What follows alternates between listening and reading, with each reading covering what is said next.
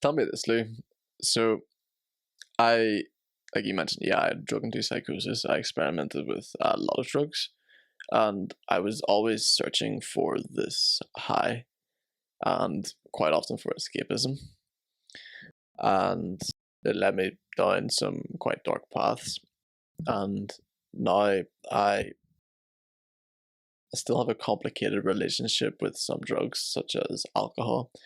I don't want to drink, and I still find myself drinking in some situations, and I'm trying to find these like rules for myself that I can abide by so that I can allow it to happen within certain situations. So like say someone made like a homemade organic drink, then I can try it. Or if it's a really special situation where I feel like the moment is right, then it's okay. Um, but then recently I found myself like I was talking about like watching the Lord of the Rings trilogies, and I was like, oh, I wish I had a weed brownie to watch this.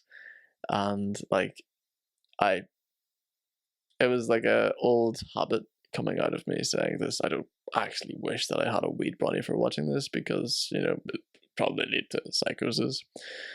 And I also had a complicated relationship with psychedelics because I considered taking psychedelics or even just participating in holotropic breath work to sort of activate this state because I felt like there was still some issues in my past that needed to be addressed, and maybe this would allow for me to address this.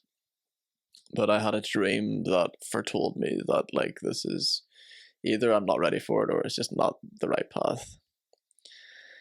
And I had someone call me recently and tell me that he wanted to go off his antipsychotic medication and take mushrooms. And I was like, bro, like, you don't need the mushrooms. Like, just going off the antipsychotic medication will be enough. A lot of people, like, they seek these psychedelic medicines so that they can experience what we experience with psychosis.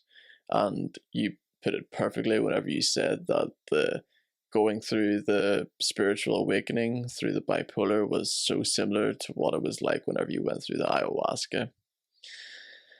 And yeah, it really is. If it's calling you, then go for it. But take so many precautions before going down that. And I think with ayahuasca, people are aware of that because it's so commonly known that it's not like a fun trip. It really isn't. um, but it's mm, yeah, it will call you basically.